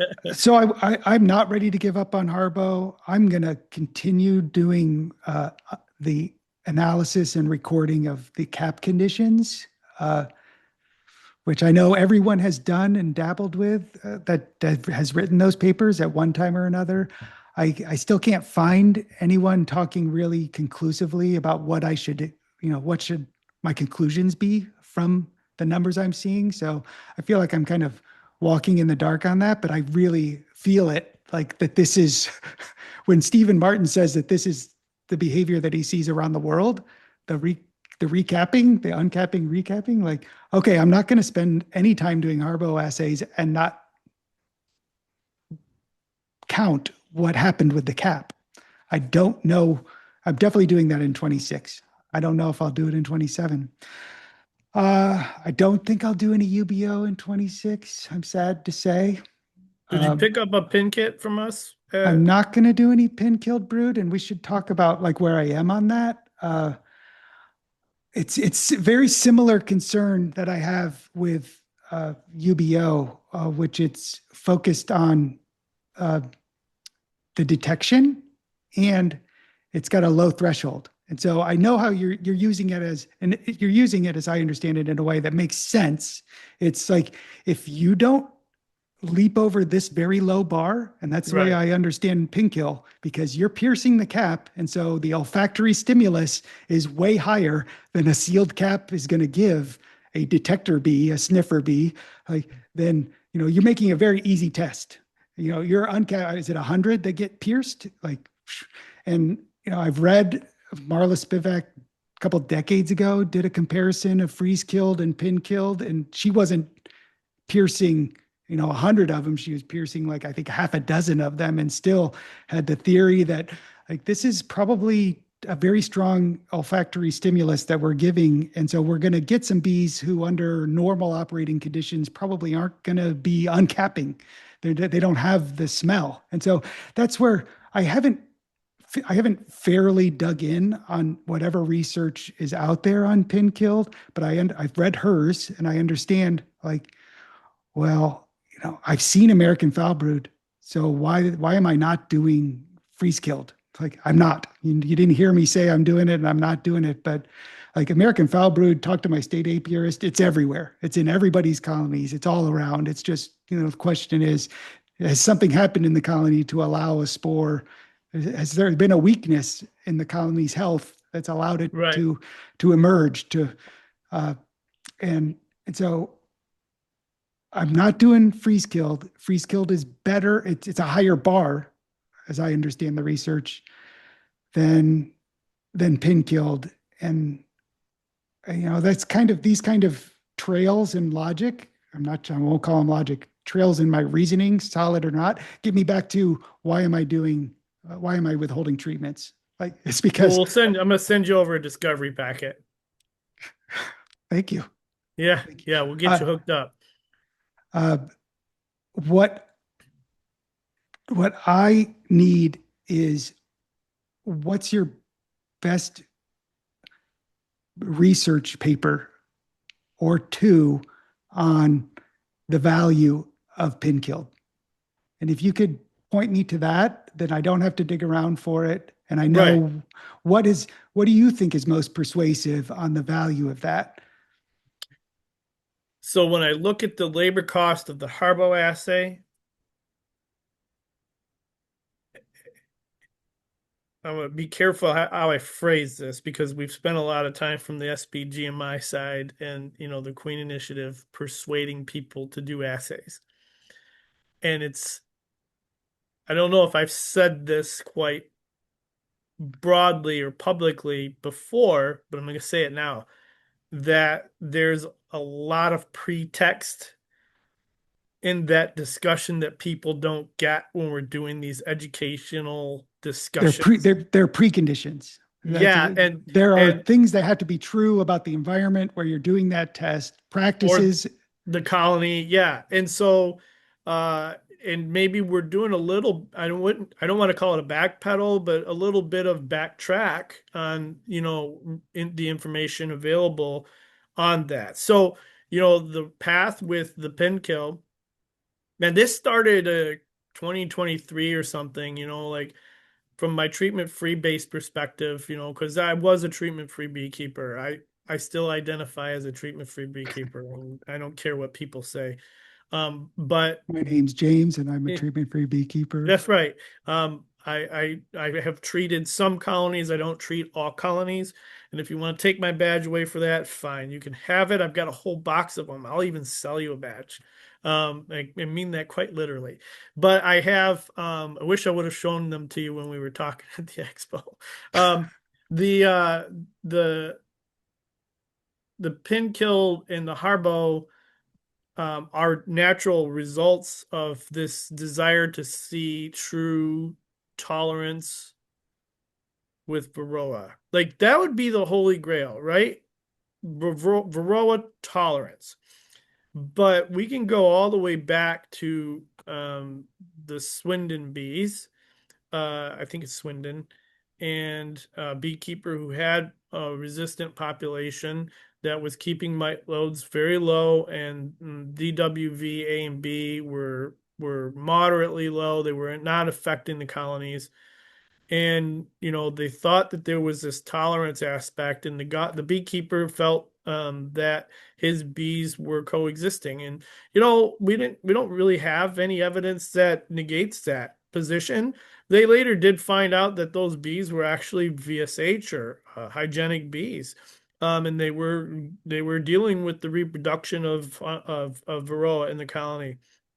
And Stephen Martin is seeing that, and the wild populations and these feral bees are also seeing that. And the recap or hygienic function of the brood suppression uh, also is highly correlated in these wild surviving populations. So there's a host of these mechanisms that are occurring.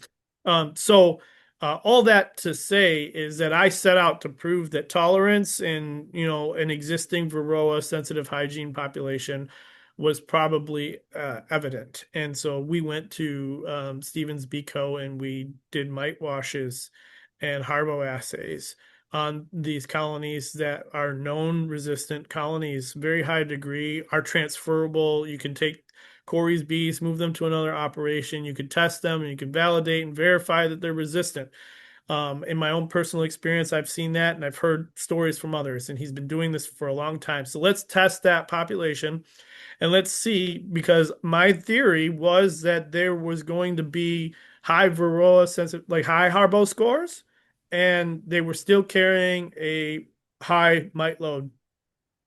But it That was was your theory? that was my theory, and it's what I wanted to be true, and it was not true. It was not true even a little bit.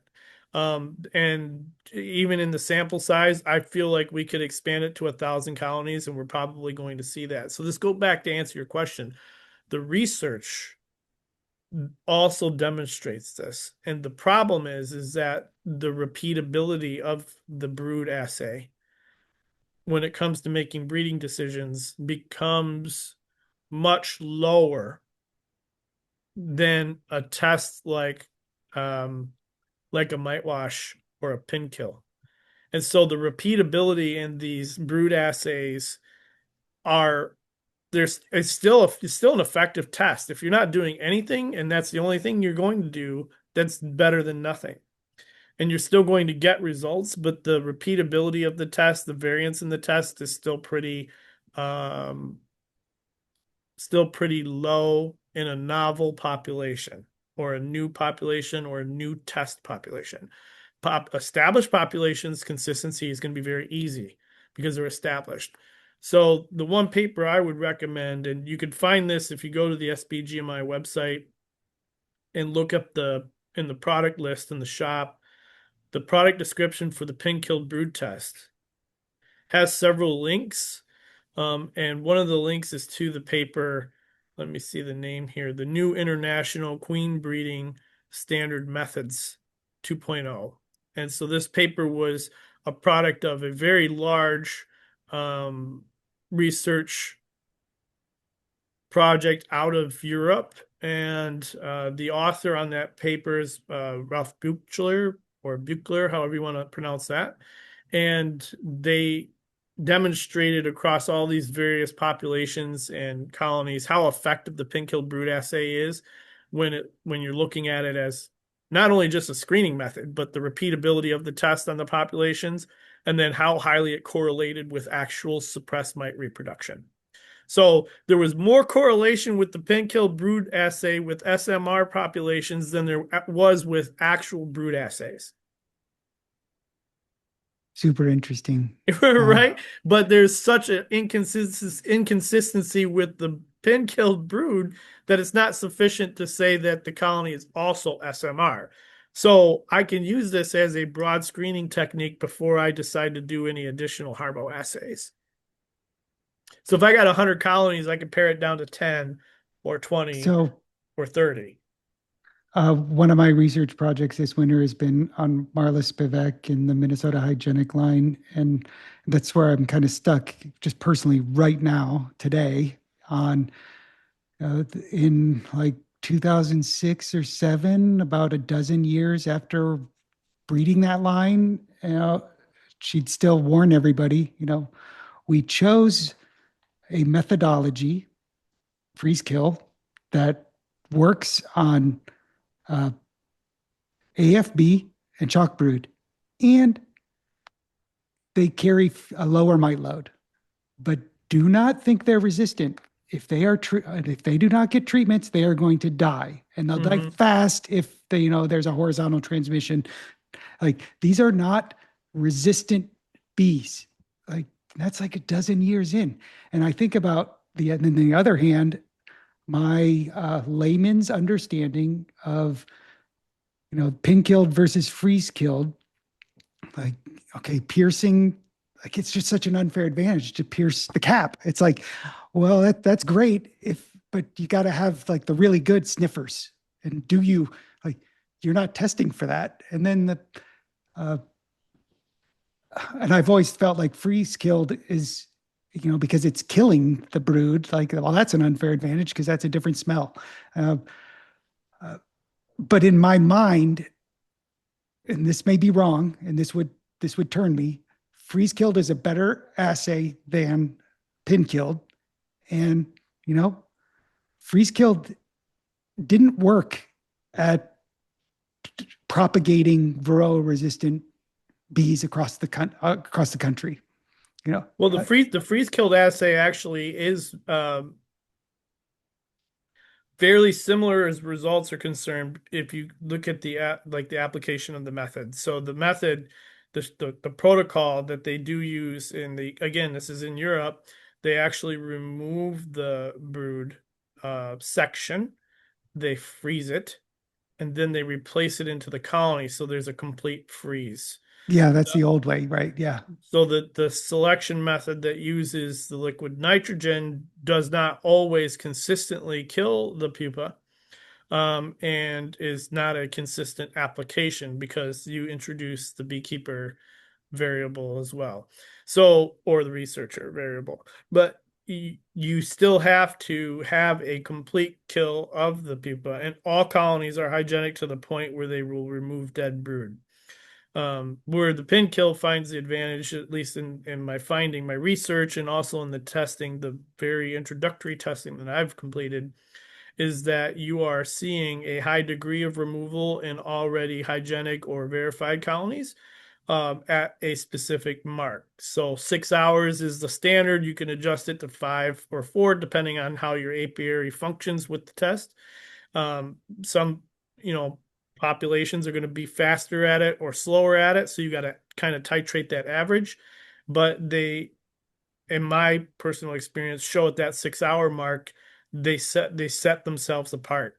And the ones that can't remove more than 10, 15, 20% within that 6 hours also scored extremely low on the Harbo and had high mite washes. So there's enough of a correlation there for me to say low labor, high screen, mark for future assay or brood assay, as opposed to letting my colony come all the way up against the wall in September with all of that mite pressure within the colony and then have to make a decision after they fail this assay as to whether or not that colony gets a rescue treatment, or I jeopardize the rest of the yard with a mite bomb.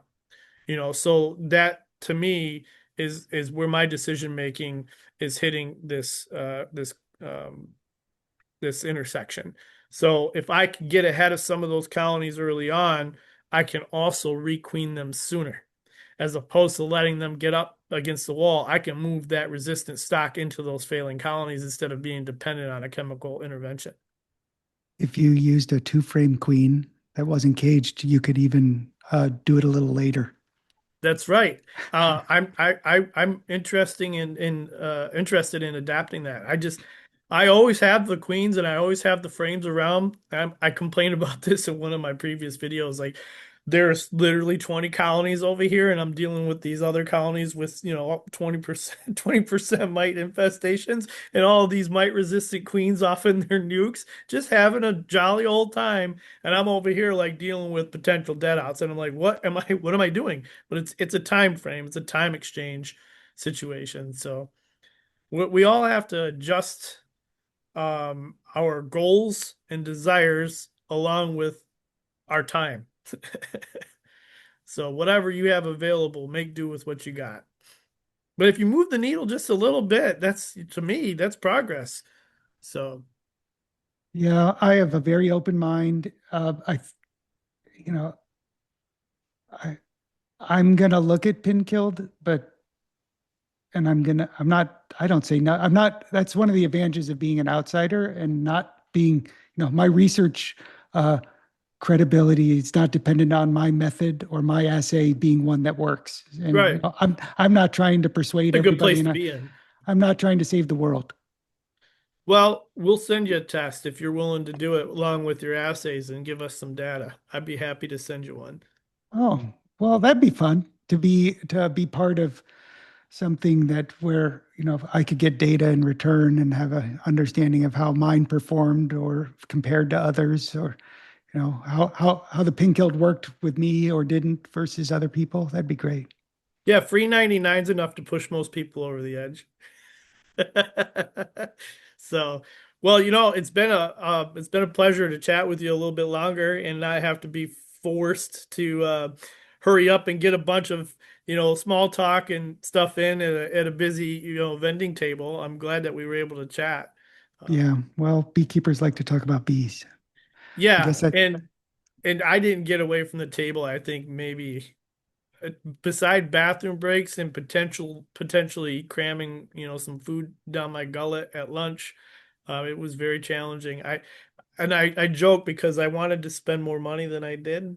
I had full intentions on buying stuff, right? And I didn't really get a chance to buy too much, but that's okay. My wallet is definitely better for it. that's funny. So, well, Ramsey, it's been a pleasure. Tell people where they could find you and your queens and your, social presence. Potomac River Queens on Facebook, and PotomacRiverQueens.com, and PR Beekeeper on X. If you go on X, there's like not a single American beekeeper on there anymore. It's Really? all British beekeepers, but Really? it's super interesting. So there's not a beekeeping community there. Don't go there for that. Uh, But you're there. I'm there, but Okay. it's Well, you're lonely. holding the fort for the rest of us. It's lonely. Yeah. And what's your preferred method if somebody wanted to reach out to you? You can find that information on the website, PotomacRiverQueens.com. Cool. Excellent. Well, I appreciate you, sir. Thank you so much for your time today. Congratulations on marrying off your daughter, and I hope your dance goes well. Thank you so much. You're a great American. Me? Thank you. I appreciate it. I Take care, try. James. All right. Have a good night, man. See you Bye bye. later.